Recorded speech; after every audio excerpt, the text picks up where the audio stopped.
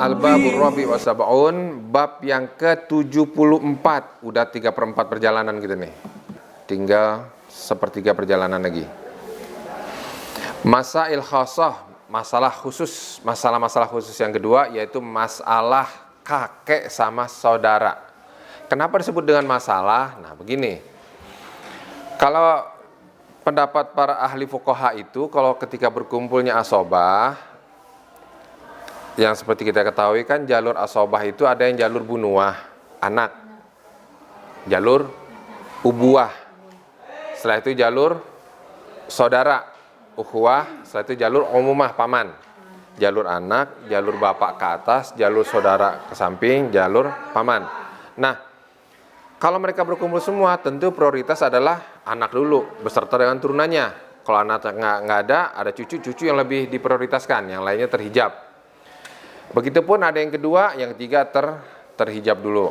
Kalaupun ada yang ketiga, yang keempat terhijab. Nah, kakek dengan saudara si mayit ini adalah dua hal yang memang keterkaitannya dengan si mayit itu terhubung oleh ayah. Kalau kakek, dia terhubung dengan si mayit karena perantara ayah. Saudara-saudara terhubung dengan si mayit karena adanya ayah. Maka dua-duanya terhubung oleh ayah. Nggak boleh ketika kita membagian waris yang kakek dikasih, saudara-saudara ditiadakan.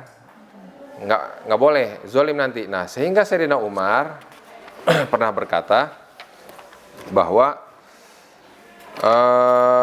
kata beliau, an Sa'id ibn Jubair an rajulin min muradin sami'a aliyan yaqulu man sarrahu an yataqahama jaraim jahannam falyaqdi bainal jad wal ikhwah. Dari Sa'id bin Jubair, dari seorang laki-laki dari Murad.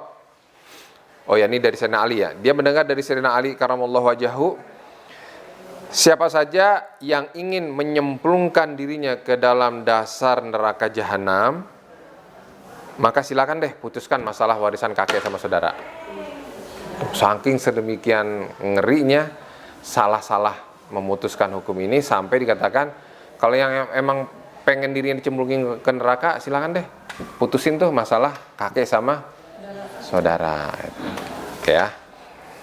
Sayyidina Umar bin Khattab menjelang wafatnya, setelah beliau ditikam oleh Abu Lu'lu'ah, setelah ditikam nggak langsung meninggal. Nah, setelah ditikam itu beliau memberikan 3 pesan. Sempet-sempetnya di dalam pesan itu diantara dikatakan,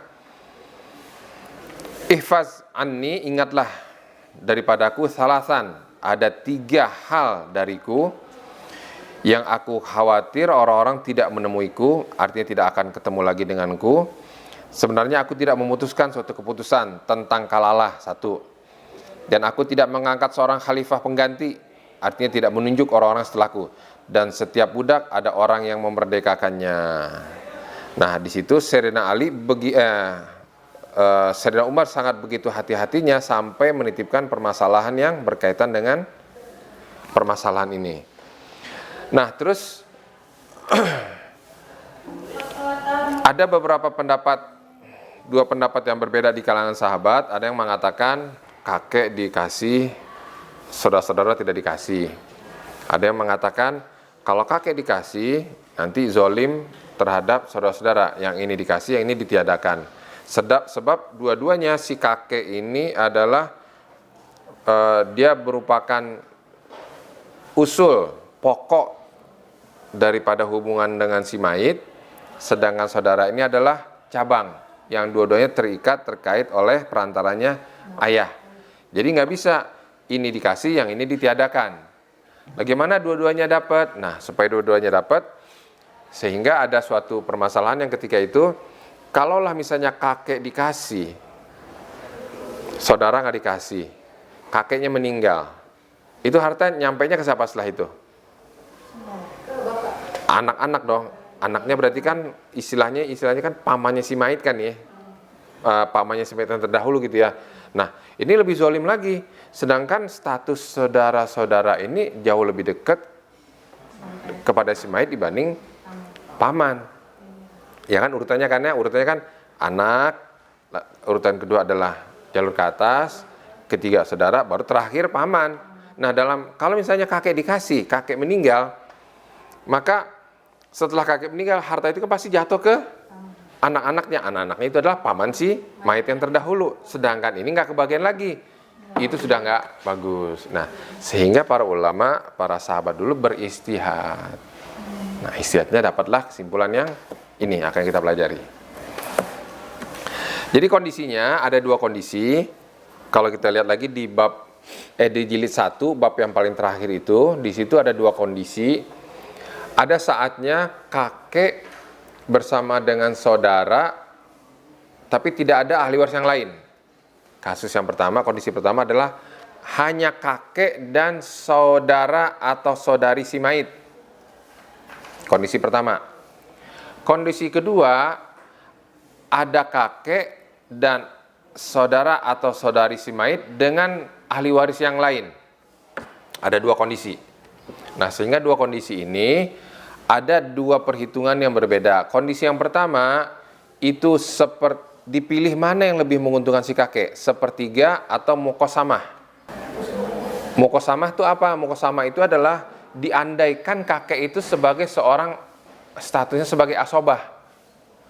Ketika dia bersama dengan para saudara-saudari si mayit, status dia sebagai asobah. Kalau dia dengan perempuan, maka dia 2 bagian dibanding perempuan. Kalau dengan yang laki-laki, bandingannya adalah sama. Sosok dia seperti seorang asobah, muqasamah. Jadi misalnya kakek dengan saudara-saudari si mayit, maka dianggap kakek sama saudara-saudari si mayit ini statusnya adalah asobah. Kalau misalnya ahli warisnya saudara laki-laki semua, ya tinggal dibagi. Tapi kalau misalnya saudari si mayit 2:1. Nanti untuk lebih jelasnya di papan tulis ya.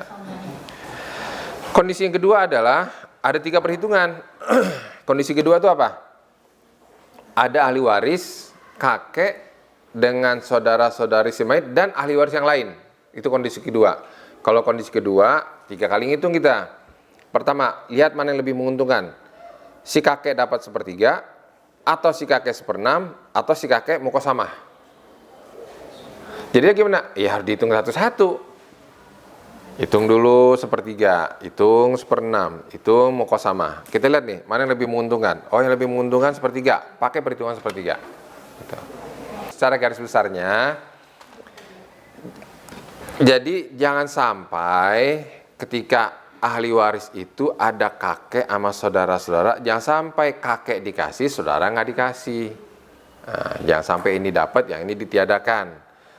Nah, kalau misalnya dikasih, bagaimana perhitungannya? Sedangkan kakek adalah orang tua juga, nggak boleh bagian dia adalah lebih kecil daripada saudara-saudara. Kenapa? Kalau dilihat dari urutan, pertama urutan anak, urutan kedua bapak. Kan kakek ini ada di jalur kedua nih, saudara jalur ketiga. Jangan sampai juga dia bagiannya lebih kecil daripada ini. Satu sisi, jangan sampai juga dia dapat, ini dapatnya dikit, nanti malah sampai ini kan lebih cepat, umurnya lebih cepat expired nih. Ini umurnya lebih panjang. Jangan sampai nanti kondisinya malah tidak menguntungkan satu sama lain. Nah, sehingga timbullah istihad.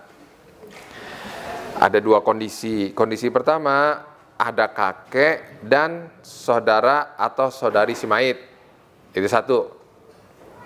Enggak ada ahli waris yang lain. Maka alternatif perhitungannya adalah hitung 1/3 dan muqasamah. Itu yang pertama.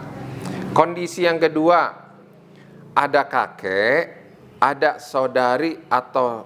saudara atau saudari si mayit, plus ada ahli waris yang lain. Karena memang ada ahli waris yang lain, maka perhitungannya ada 3 alternatif. Kita hitung si kakek bisa 1/3, bisa 1/6, bisa muqasamah. Nah, dari yang ketiga ini kita hitung satu persatu, mana yang lebih menguntungkan si kakek, itu yang kita pakai perhitungannya. Gitu ya? Paham ya?